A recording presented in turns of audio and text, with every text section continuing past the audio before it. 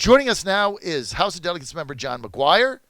John is from Central Virginia area, Louisa, Goochland, and other areas. He's a House of Delegates member 2 terms.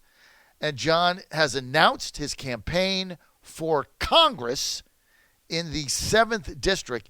This will be decided in a district convention sometime in May, which is a long, arduous process. And these things are always open to manipulation and things of that nature, but it takes a tremendous amount of work, and he's with us now. John McGuire, great to have you, John.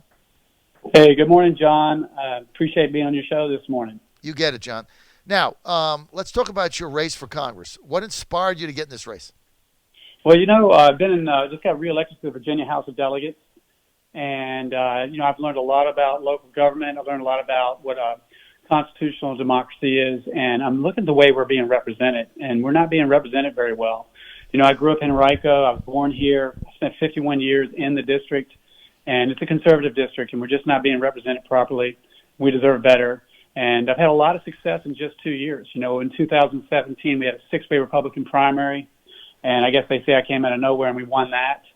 And then during a blue wave, because I guess I work really hard, I have a team, and we're organized, several magazines and newspapers said we were immune to the blue wave. And we weren't immune to the blue wave.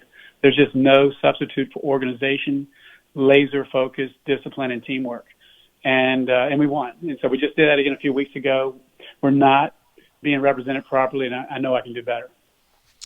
Okay, so we're going to get to Abigail Spanberger in a moment because she's got a multitude of issues right now surrounding impeachment. I'm going to get to that in a minute. I want to go to the race for the nomination. I think there's 5, 6, 7 candidates in. The ones that I'm going to name are the notable ones. You have Commander Nag, who was on my show, got quite the resume, but no name ID, hasn't raised a lot of money, tough to win a convention. Tina Ramirez has been running, it seems like, forever. I don't think she has any shot of being the nominee. And then you've got Nick Freitas, who just announced on my show on Monday. And, John, honestly, I've got Freitas as the favorite going into this. Just ran a big write-in campaign, has the ability to raise a lot of money. He's rolling out big endorsements today. Rand Paul, Mike Lee's got others on the list. And they have experience running these type and winning these type of conventions. Obviously, with his organizational skill in getting 16,000 write-in votes, they have a ground game. How do you compete with a Nick Freitas in this convention world? Well, I'll tell you, Nick's a good guy. He's a friend of mine. We're colleagues. We work together in the General Assembly. And he's done a great job representing Culpeper up there, the northern part of District 7. But I'll tell you, 51 years of my life, I've lived in the Henrico County area. Henrico-Chesterfield is 60% of the vote. And if you remember, we lost the 7th in Chesterfield-Henrico. And I'm the only one who's won in those areas. In fact, I'm the only candidate where 100% of my district, 80-some thousand people, live right smack dab in the middle of the 7th Congressional District. And not to mention, I have a 21-year business. So 51 years here, except my 10-year Navy SEAL career. 21-year business, thousands of relationships in the Chesterfield, Henrico, Goochland, Louisa area. And haven't gotten a lot of things done. I think we got a good chance. We're very organized. We've got a great team with a lot of experience with conventions. So game on. Okay, so are there any policy differences between you and Freitas right off the bat that you could share with us? Well, I think we're both patriots. We both served the military tip of the spear, and we basically were America's foreign policy tip of the spear overseas. So what's different? I think I have a good reputation of getting things done. Mm-hmm. I would never say anything bad about Nick. He's a great guy, but in my first week, obviously we heard things like, "Hey, you'll never get elected." We had the biggest win in Virginia, they say. And then they said, well, now you got elected, you'll never get anything done. And in just 1 week, newspapers all over Charlottesville and Richmond said freshman McGuire just saved Virginia $100 million. And I got to tell you, people are sick and tired of sending people to Washington that aren't getting things done. 8-year problem, we solved it in 2 days.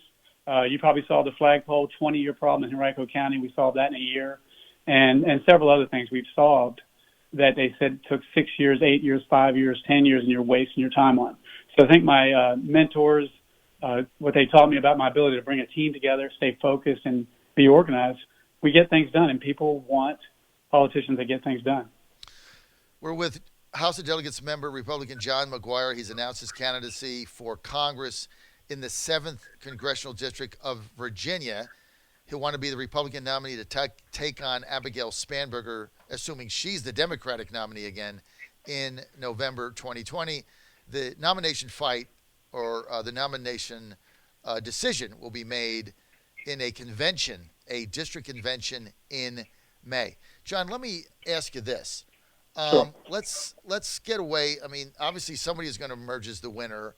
There's a lot of work to be done between now and then, signing people up and going through the mass meetings and all that stuff. So if anybody out there in the 7th district, if you want to get involved, there's not a primer. You have to get involved at the unit level. You have to go to whatever city or county you're in. You have to go to their meeting. You have to go to the mass meeting. You have to sign up, all that stuff. And then you have to go to the convention and sit there all day. That's why I hate them. But it is what it is. Now, let's say you're the nominee. How do you beat Abigail Spanberger? Well, I think that I have a reputation of bringing people together. I talked to you about these problems that we solved, and I think it's really messaging. She ran on being a moderate. She's gone, her voting record, she's obviously not a moderate.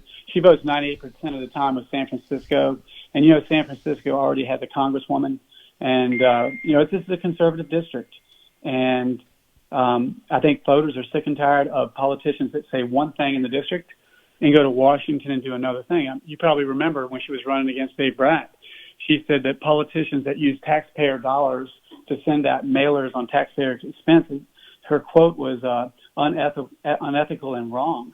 And just a few weeks ago, she sent out a mailer, taxpayer dollars, doing the exact same thing. So I think voters can't stand a hypocrite and someone that says something and does something different. So we're gonna hold her to task on her record. All right, let's go to foreign policy. Let's start with the president's decision to get out of Syria. If you were in Congress today, say serving on one of the either intel, which you'd probably end up, or one of the defense-oriented foreign policy committees, what would be your position on that? Well, I'm sure I'm a big supporter of Donald Trump. Yes. And I know you are too. And I really appreciate your leadership in helping get him elected. Thank you. I really think your show did a lot for that. And I hope you'll continue to do what you do and help him get reelected in 2020. Thank you. I will tell you, as a Navy SEAL, I was the tip of the spear for American foreign policy. I know I trust the advisors that the president has, but I also have to trust the commander-in-chief. I believe that I love the idea of America first. It's for too long we've been making bad deals and putting American citizens second. But what I'm really worried about is democracy. In a democracy, the ordinary person's vote counts. And with Abigail Spanberger, their vote doesn't count.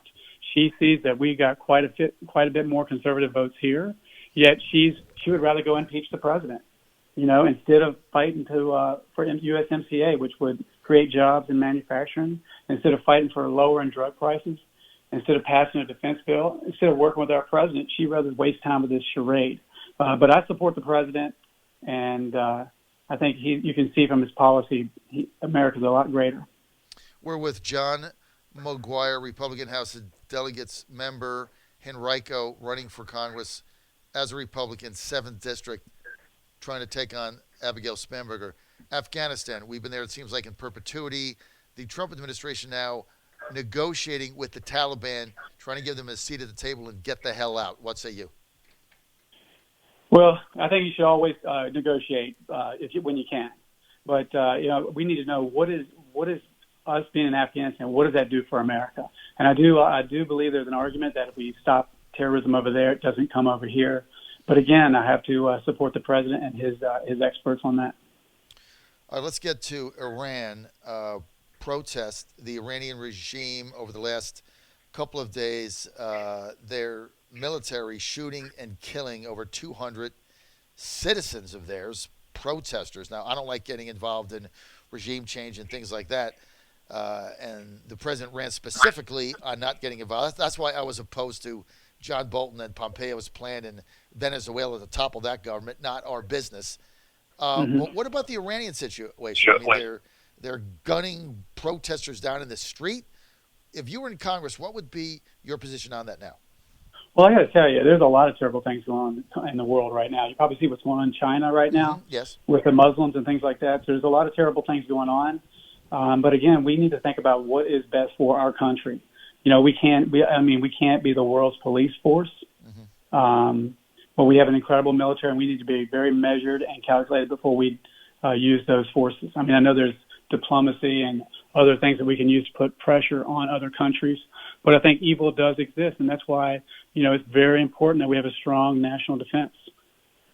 John McGuire, if you were in Congress, would you be seeking a opportunity to go into the Freedom Caucus, yes or no? I like the Freedom Caucus. I'd love to interview with them and learn more. But I got to tell you, if I were in Congress right now, what I would be doing is I'd be fighting to stop this impeachment charade. I'd be fighting to make sure we pass USMCA, which would further help our economy, and lower drug prices and pass this defense bill. I mean, we're wasting a lot of time. And I just work with President Trump. He's doing an incredible job for our country. So it sounds like if you were there and the president got elected to a second term, you would be one of the members of Congress that would be fighting for the president's America First agenda. Is that a fair statement I'm making? Yeah, definitely. I mean, you know, one thing is I'm highly opposed to Obamacare, and you know, we had the Senate, we had the House, we had the president, we had everything, and what happened? We didn't get done what we said we were going to do all those years, and you know, we could get into why we didn't get it. So the president needs members of Congress that support his agenda. His agenda is making America great again, and I support that. John, we have a $21 trillion debt. Another $1 trillion debt this fiscal year. A lot of people starting to get concerned about this. The president said, hey, I'll tackle that in a second term. What is your position on our debt, and what steps would you take in order to bring it? You can't stop it. I just want somebody that wants to talk about it. What steps would you take to bring it to the public's awareness? Because everybody is kind of falling asleep on this debt. I think our national debt is, next to China and some other things, maybe the biggest threat to our country, to our republic. So it's a major problem. If it was $1 trillion, it would be too much. And to say that it's $23 trillion or whatever, it's just ridiculous. So I would do everything I could to work with this administration. I mean, Trump, I believe him. He's proven that he says one thing and he does that one thing. How many times do you see that in politics? You know, people always talk about we don't like his tweets and that and the other. I care more about his policies and your 401ks and how are people doing. I heard a Democrat TV host say something like, I'm praying for a recession. But that's evil. During a recession, people don't have jobs, people die, and everything else. Our economy is doing great, and you need to, whether you like the president or not, you need to wish and pray that he succeeds. So I think that our national debt is a major problem. I love it that he says he's going to tackle that in the second term, and I will be 100% on board. All right, let's get back to politics. So Nick Freitas is going to raise a lot of money, right? He's already proven, John, that he can do that. Abigail Spanberger is going to raise probably the most money of any first-term Democrat in America, in my judgment, right? She's a very formidable candidate. She has a fundraising machine behind her, and she's going to get all kinds of outside money to hold the seat. The Dems really want to hold the seat. How are you going to compete with that? All right, well, look, I'm certainly no Trump, but who raised more money in the 2016 election? Was it Trump or Hillary? It was Clinton, obviously. Okay, next. 2017, my oldest son goes to the Navy. My youngest son went to college. I decided to get off the sidelines and do something about it and serve again. Zero experience in politics. We raised more than 4 or 5 delegates bordering me all the way around. And that's for a guy that didn't know anything. Very, very, he's new to politics. And just 3 or 4 weeks ago, we won re-election with the second largest number of Republican votes in the entire state of Virginia. I also won every precinct in Henrico County with more votes than any Republican or any Democrat except one. So I can win. I've proven that I can win. And not only can I win a race, I can get things done. You know, when I went to solve that 20-year problem in Henrico County, the leadership said, John, even if you were in Congress, you can't solve this problem. It's a waste of your time. And I said, our veterans are never a waste of our time. And I got to tell you, I failed 2 appeals. A year later, we got it done. My nickname in the General Assembly is Pitbull, and I'm a fighter. And that's what you want. That's why people love Trump. He's got a backbone, and he gets it done, and that's what I do. And so I think I am pretty good at fundraising, and I think you'll see soon. How do you beat Nick Freitas in a convention? Well, you know, hard work and discipline and focus. You know, I'm on the ground, and I'm signing up 100 people or more a day. So I'm on the ground. I've built relationships, thousands of relationships over a 21-year business in the Henrico, Chesterfield area, and then representing Spotsylvania, Louisa, Goops, and Henrico in the General Assembly. People ask me all the time, do you live in Louisa? And I go, why do you say that? And they go, because I see you here all the time. You know, one of the things I said about Abigail Spanberger is, to her, in my opinion, and watching her voting record, is the ordinary person doesn't count. But we're a democracy. We're a democratic republic, and every vote does count. And I've been to 220 churches in 3 years. Mm-hmm. I go to 3 every Sunday, and people run into me at Starbucks. I don't drink coffee, but I go to meetings sometimes. Mm-hmm. People run into me at Food Line and things like that, and they're like, hey, you were at my church. So I think it's about relationships, and voters want to know that you care about them. You know, we passed a naloxone bill that allows teachers at elementary, middle, and high school to legally administer and store naloxone to help out with this opioid crisis last year, because before it was illegal, as long as they have the right training. And when I called the teacher up, told her that we were putting the bill in and we got it passed, she said, I couldn't believe you were listening. And I said, that's what we're elected to do, is to represent the people. So I think that experience, I think my success, I think it'll be a good match. Tell us about your family. So my beautiful wife, Tracy McGuire, is amazing. You know, she is fully supportive. She said, John, you spent your whole life for this. And so, you know, we're a team, and we can divide and conquer. And you ought to hear her speak. She's incredible. We have 5 children. Oldest, 27. She graduated VCU. She's an undefeated Muay Thai kickboxer. And she's in Thailand right now teaching English and fighting. Number 2 is in the United States Navy. He's a dive instructor up in Groton, Connecticut. Mm-hmm. Number 3, Skylar graduated JMU and has a great job up in Manhattan with event planning and marketing. And let's see, then Julia, she's a Longwood University student, and she's helping to run a horse farm. And our youngest, Spencer, was a football player at Freeman High School, 3 touchdowns his senior year, which came a long way from freshman year. We don't play a lot, and we're just so proud of him. So we're empty nesters. I have a lot of time on my hands because my wife is a real estate agent. Mm-hmm. So I've dedicated my life to being the best representative for the people that I can be. And I love people, and I think that my ability to bring us together and treat us with respect and get things done is why I'm the best fit for the district. Well, let me tell you this, John McGuire. Thanks for sharing that about your family, and good luck to them all. There's a 2-person race in my judgment. You or Nick Freitas. Nick is the favorite. But one thing you got going for you, I'll say this, many things, obviously, in this time that we spent together. You have many things going for you, but one of the things that you have that Nick doesn't have is your general consultant, Chris LaCivita. I don't like betting against LaCivita in these convention races, right? I just don't like to do it. And so I've got Nick as the favorite, but LaCivita, he's a master at this stuff. And so he's going to figure something out. He always does. That's the way he operates.